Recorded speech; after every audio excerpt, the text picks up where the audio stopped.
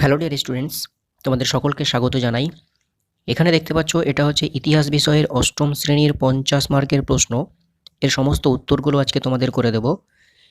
এই প্রশ্নের উত্তর তোমরা জমা দেবে, এখান থেকেই তোমাদের ফাইনাল রেজাল্ট হবে।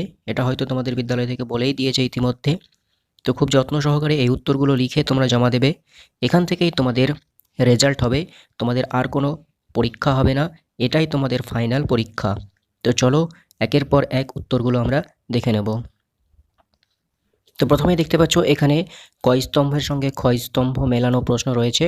তো এর উত্তরগুলো দেখে নাও। এর উত্তরগুলো হবে প্রথমে আবওয়াব, এর সঙ্গে উত্তর হয়ে যাবে বেআইনি কর, সাহুকার, মহাজন, দাদন, অগ্রিম অর্থ, রায়ত, কৃষক। তারপরে 2 নম্বরে দেখে নাও, এই যে একটা ছক রয়েছে, বাঁদিকে বিদ্রোহের নাম লেখা রয়েছে, মাঝখানে লিখতে হবে এই বিদ্রোহের সঙ্গে যুক্ত নেতার নাম এবং একটি করে কারণ লিখতে হবে। তো এর উত্তরগুলো দেখে নাও। নীল বিদ্রোহ, বিষ্ণুচরণ বিশ্বাস, এর সঙ্গে একটি কারণ হবে নীলকর কোনো নীল চাষিকেই ন্যায্য মূল্য দিত না। বারাসাত বিদ্রোহ, মীর নিসার আলী, যাকে ডাকনাম বলা হয় তিতুমির, এর একটি কারণ হবে ব্রিটিশদের অত্যাচার। সাঁওতাল বিদ্রোহ, সিধু কানহু, বহিরাগত মহাজনদের অত্যাচার। মুন্ডা বিদ্রোহ, বিরসা মুন্ডা, এর কারণ হবে জমিদার মহাজন, খ্রিস্টান মিশনারি ও ঔপনিবেশিক সরকারের অত্যাচার। 3 নম্বরে দেখে নাও সত্য মিথ্যা। প্রথম যে রয়েছে 1876 খ্রিস্টাব্দে লর্ড নর্থব্রুক জারি করেন নাট্যাভিনয় নিয়ন্ত্রণ আইন, এটা সত্য। 2 নম্বরে 1905 খ্রিস্টাব্দের 16ই অক্টোবর বাংলা বিভাজনের পরিকল্পনা বাস্তবায়িত করা হয়, এটাও সত্য। 3 নম্বরে পাঞ্জাবে লালা লাজপত রায়ের নেতৃত্বে শিবাজি উৎসব চালু হয়, এটা মিথ্যা। সাঁওতালরা ঔপনিবেশিক শাসকের শোষণের বিরুদ্ধে বিদ্রোহ করেছিল, এটা মিথ্যা। তারপরে দেখো শূন্যস্থান পূরণ রয়েছে। 1717 খ্রিস্টাব্দে ড্যাশকে বাংলার নাজিম পদ দেওয়া হয়, এটা হবে মুর্শিদ কুলি খান।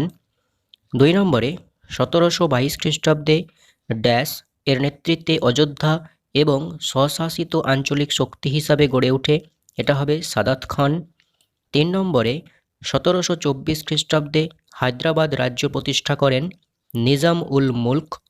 4 নম্বরে 1878 খ্রিস্টাব্দে দেশীয় মুদ্রণ আইন জারি করেন লর্ড লিটন।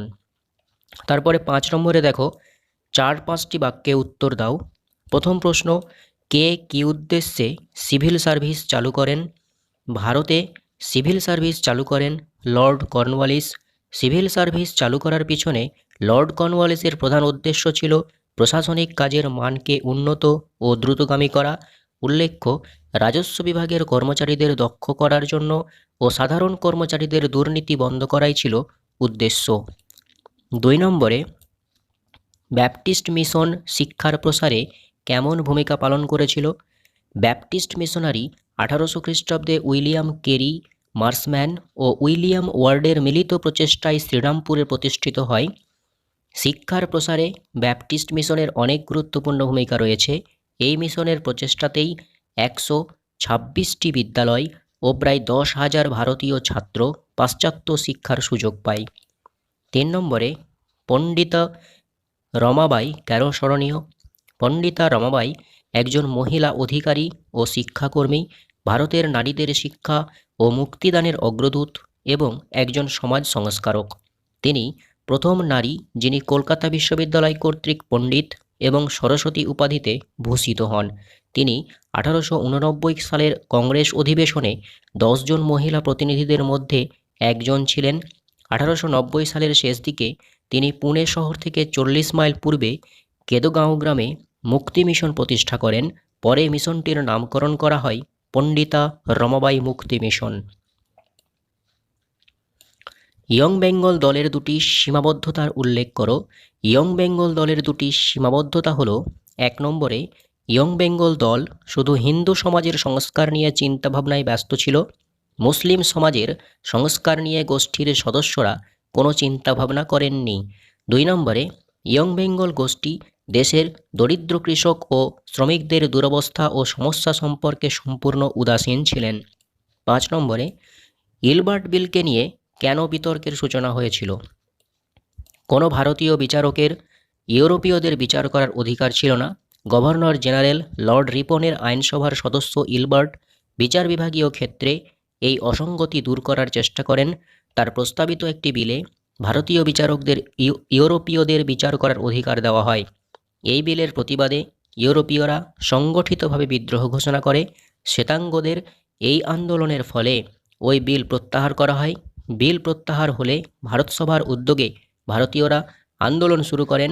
উভয় পক্ষের আন্দোলন ও পাল্টা আন্দোলন ইলবার্ট বিল বিতর্ক নামে পরিচিত। এরপরে দেখো 6 দাগের 6-1 নম্বরে জমি জরিপ ও রাজস্ব নির্ণয়ের ক্ষেত্রে ঔপনিবেশিক প্রশাসন কী কী পদক্ষেপ নিয়েছিল? বক্সারের যুদ্ধের পর নায়েব নাজিম, আমিলদার ও সুপারভাইজার এইসব গঠনের মাধ্যমেই কোম্পানি ভূমি রাজস্বের ভার দখল করতে থাকে। ঔপনিবেশিক শাসনের জমি জরিপ ও রাজস্ব আদায়ের ক্ষেত্রে পদক্ষেপগুলো হলো পাঁচশালা, একশালা, 10 শালা ও চিরস্থায়ী বন্দোবস্ত এবং রায়তারি ও মহলারি বন্দোবস্ত ইত্যাদি।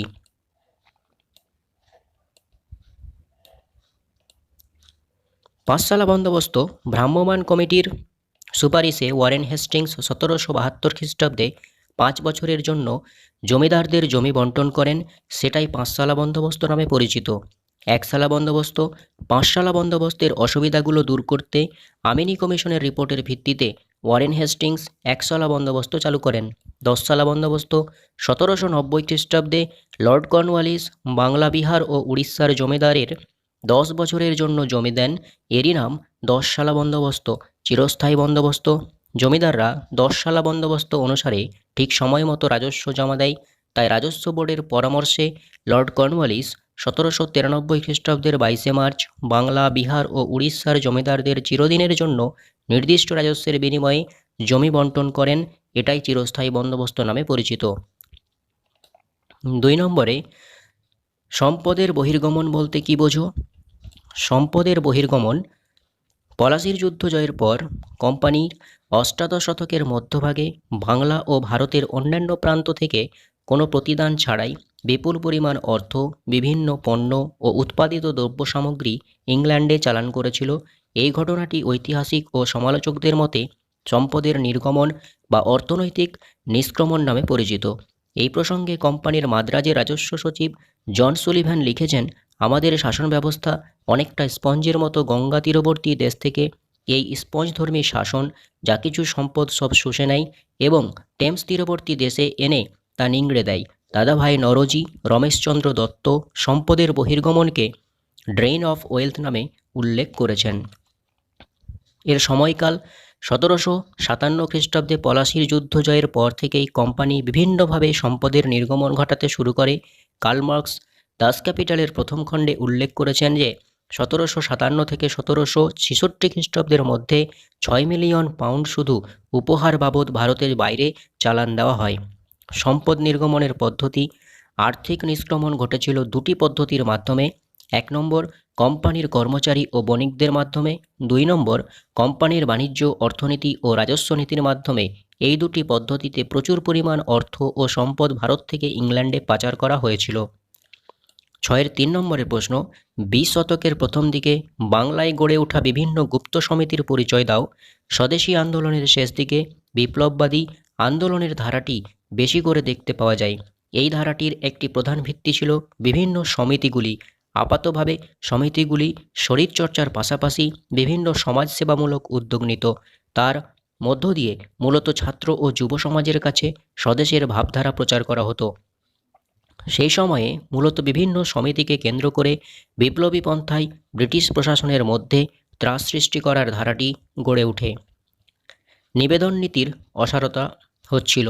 অন্যদিকে স্বদেশী আন্দোলনের জাতীয় কংগ্রেসের আবেদন বেড়ে চলেছিল। উপনিবেশিক দমন পীড়ন পাশাপাশি 1908 খ্রিস্টাব্দ নাগাদ স্বদেশী আন্দোলন সামাজিকভাবে দুর্বল হয়ে পড়েছিল। সেই পরিস্থিতিতে বিপ্লবীদের অনেকেই উপনিবেশিক প্রশাসনকে সশস্ত্র করে ধাক্কা দিতে চেয়েছিলেন। তার ফলে বিপ্লববাদী আন্দোলনের ধারাটি প্রবল হয়ে ওঠে।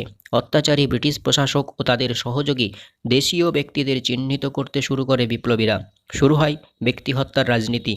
বাস্তবতা শেষ সময়ে জনগণের সামনে উপনিবেশ বিরোধী আন্দোলনের কোনো কর্মসূচি ছিল না, ফলে উপনিবেশিক দমন পীড়নের পাল্টা সশস্ত্র সংগ্রামের মধ্য দিয়ে ব্রিটিশ শাসককে ত্রাস সৃষ্টি করা অপরিহার্য মনে করেছিলেন অনেকেই, যদিও বিপ্লবীদের সামনে সেটা একমাত্র পথ ছিল না। সবাই নির্বিচারে সেই পথকে সমানভাবে সমর্থনও করেনি।